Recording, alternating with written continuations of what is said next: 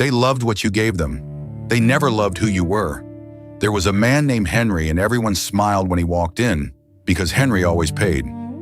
Henry picked up every check. When the waiter set the bill on the table, no one else even reached for it. They just looked at Henry, and Henry laughed and pulled out his card. That was the deal, though no one ever said it out loud. Henry was the strong one. When a friend's car broke down, Henry drove across town at midnight to help. When a buddy lost his job, Henry slipped him cash and said, "Pay me back whenever." He never got paid back, and he never asked. He told himself that was what friends were for. People called him the most generous man they knew. They called him a saint. They called him at 2 in the morning when their marriage was falling apart, and Henry answered every time. He fixed their problems. He funded their dreams. He co-signed a loan for one of them without blinking. He paid for another one's wedding when her own father would not. He carried people who could not carry themselves, and they adored him for it. They threw him birthday parties. They toasted him and called him the heart of the group. Henry believed every word. He thought he had built something real, a circle of people who would stand by him no matter what. He was wrong, but he did not know it yet. Then his business began to slip. A big client left, and then another.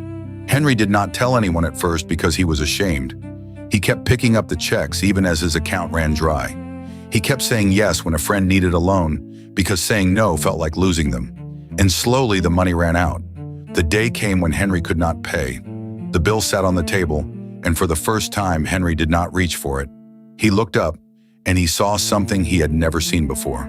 The faces around him changed. The smiles got thinner. Someone finally paid, and the table went quiet. Henry laughed to break the silence, but no one laughed with him.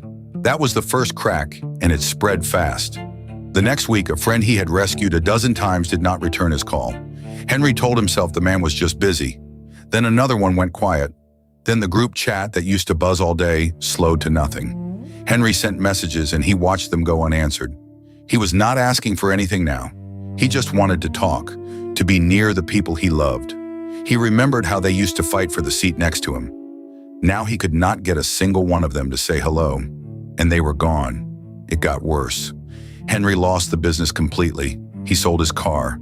He moved into a small apartment on the edge of town, and the sickness came for his body too.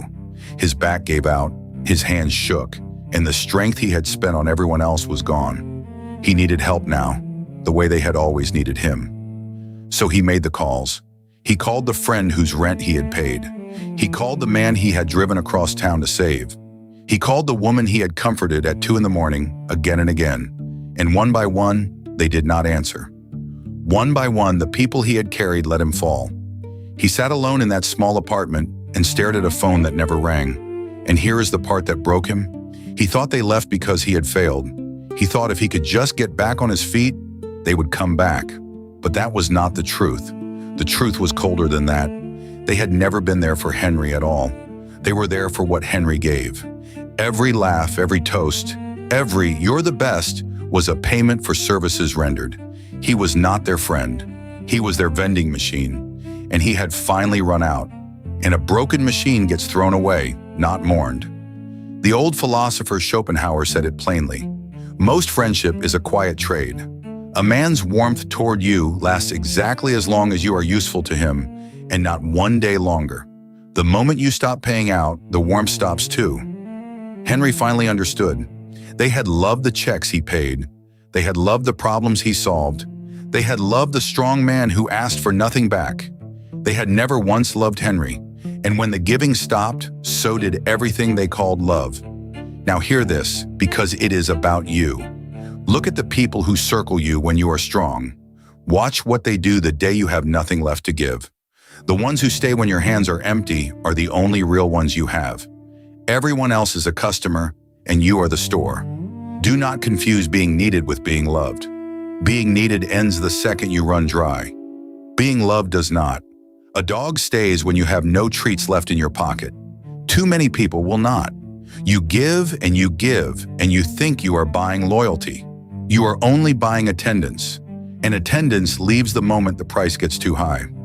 So stop trying to pay for love, because love was never for sale. The people who cheer the loudest for what you provide will vanish the fastest when you need providing. Save something for yourself. Say no sometimes and watch who stays. The ones who flinch were never yours to begin with. Guard your strength, your money, and your heart, because most hands reaching for you are reaching for what you hold, not for you. And when they finally let go, do not beg them back. They were never holding you. They were holding your gifts. Let them go and keep what is left, because that is the only thing that was ever really yours. This is Schopenhauer's truth.